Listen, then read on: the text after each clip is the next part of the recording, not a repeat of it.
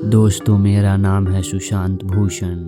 कहानियाँ सुनाता हूँ। इस कहानी की लेखक हैं छाया मिश्रा और कहानी का नाम है नरपिशाचों का हमला। अचानक पुलिस स्टेशन में रात को फ़ोन की घंटी बजी। आधी नींद में एक हवलदार ने फ़ोन उठाया। दूसरी ओर से एक आदमी घबराया हुआ बोल रहा था, साहब, यहाँ गाड़ी में एक लाश पड़ी है, आप जल्दी आ जाओ। हवलदार ने जल्दी से पता नोट किया और वायरलेस पर पेट्रोलिंग टीम को मैसेज भेज दिया। रात के सन्नाटे को चीरती हुई तेज सायरन की आवाज़ के साथ पुलिस की गाड़ी उस गाड़ी के पास आकर रुकी। जांच पड़ताल करने पर कहीं भी चोट का निशान नहीं था, बस एक उंगली में कट का निशान लगा था जिससे निकला खून सूख चुका था। लाश को पोस्टमार्टम के लिए भेज दिया गया। 2 दिन बाद जब पोस्टमार्टम की रिपोर्ट आई तो सब हैरान रह गए। उस आदमी के शरीर में एक बूंद भी खून नहीं था। पूरा शरीर पीला पड़ा हुआ था, लेकिन उसके शरीर का खून सूख कैसे गया? जांच करने पर पता लगा कि यह लाश 35 साल के योगेश की है। उसके घर में उसकी पत्नी और 7 साल की बेटी थी। लाश घर वाले को सौंपकर पुलिस ने खूनी की जांच और खून करने की वजह का पता करने के लिए पूछताछ शुरू की, लेकिन 3 महीने तक जुटे रहने पर भी खूनी का पता नहीं लगा। एक दिन रात को योगेश की पत्नी अपनी बेटी के साथ सो रही थी।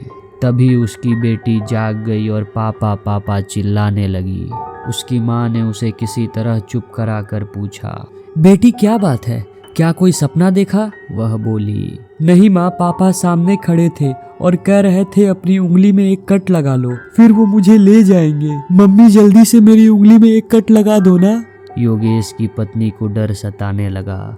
उसने बेटी को चुप कराकर सुला तो लिया, लेकिन खुद नींद नहीं आ रही थी। अगला दिन भी इसी डर में बीता। रात के समय दोनों माँ बेटी सो गई। सुबह जब माँ ने अपनी बेटी को देखा तो उसकी उंगली पर खून की एक बूंद जमकर सूख गई थी। पास ही सेफ्टी पिन पड़ी थी। बच्ची का पूरा शरीर पीला पड़ चुका था। उसे जल्दी जल्दी हॉस्पिटल ले जाया गया, जहां डॉक्टर ने जवाब दे दिया। योगेश की पत्नी ने पुलिस को सब कुछ बता दिया। पोस्टमार्टम के लिए लाश को भेज दिया गया। 2 दिन बाद रिपोर्ट में वही खून ना होने की बात सामने आई। इस बात को 15 दिन बीत चुके थे। घर में इकट्ठा हुए सभी रिश्तेदार भी धीरे धीरे वापस जा चुके थे। रात के समय योगेश की पत्नी सो रही थी।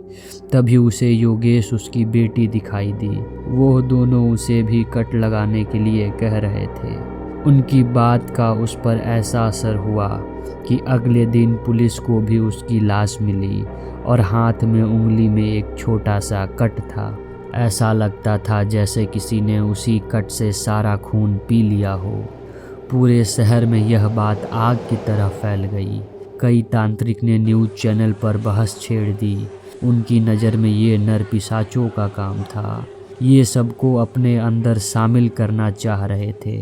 अगले 4 महीने में शहर में अलग अलग स्थानों पर इसी तरह की घटना का पता लगने लगा। जहां पहले घर का एक व्यक्ति मृत पाया जाता और फिर अपने घर के बाकी सदस्यों को नरपिशाच बनने के लिए उंगली पर कट लगवाता और सारा खून पी लेता था।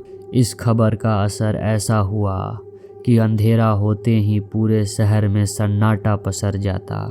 लोग दिन में भी अकेले घर से बाहर नहीं जाते थे।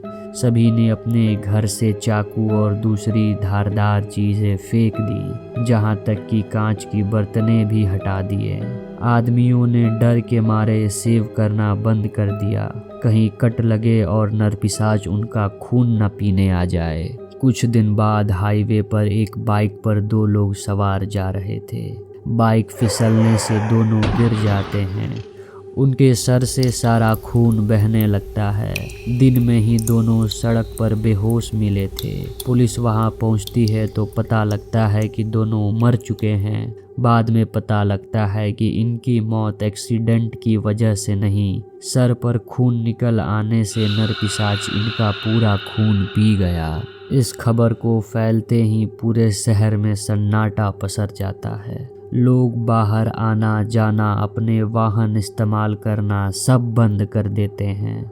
शहर की सड़कों पर केवल पुलिस की गाड़ी सायरन बजती घूम रही थी। जो भी इंसान इन नरपिशाचों की बलि चढ़ता, कुछ ही दिनों में उसके पूरे परिवार का खून चूस कर मार दिया जाता था। मरने वाले को घर में जब धारदार चीज नहीं मिलती तो वो अपने घर की कांच तोड़ के अपने उंगली पे कट लगा लेते।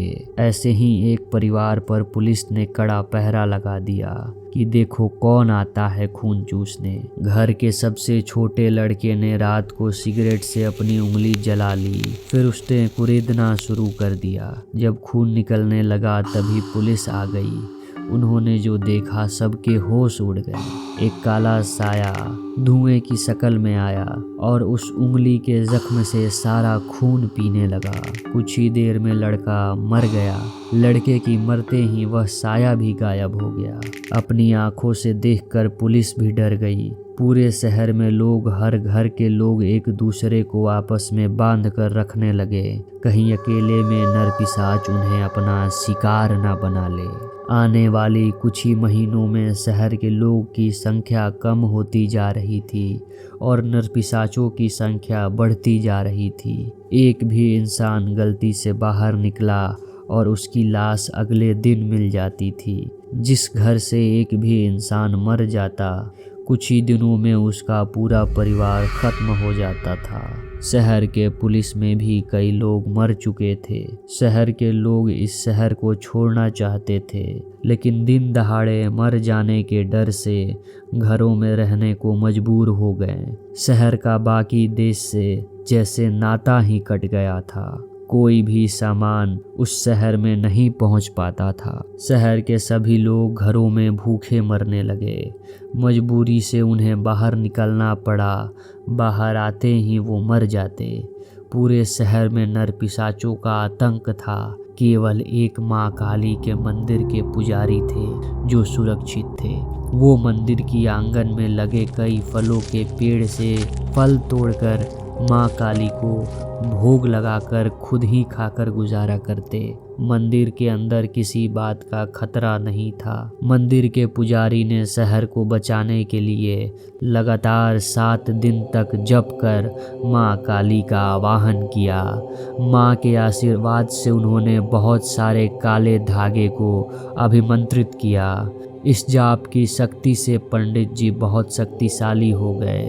उन्होंने अपनी कलाई पर एक धागा बांधा और बाकी धागे लेकर शहर में निकल पड़े। सभी घर में जाके उन्होंने धागे बांधे। अब सभी लोग घर से बाहर निकलने लगे। नरपिशाच किसी को अपना शिकार नहीं बना पा रहे थे। खून न मिलने की वजह से उनकी शक्ति कमजोर होती जा रही थी। इधर पंडित जी ने हर दिन शहर में अलग अलग स्थानों पर हवन करना शुरू कर दिया, जिसके मंत्रों के उच्चारण से सभी नरपिशाचों को मुक्ति मिलने लगी।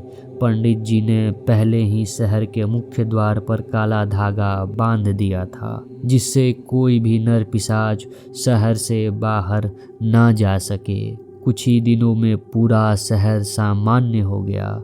उस शहर के लोग ने पंडित जी को मानना शुरू कर दिया। पंडित जी का बहुत मान सम्मान किया गया। इस तरह से शहर के लोगों को नरपिशाचों से मुक्ति मिल गई। और अगर आप मुझसे मुक्ति पाना नहीं चाहते हैं तो सुनते रहिए सुशांत भूषण को। मैं कहानियाँ सुनाता हूँ।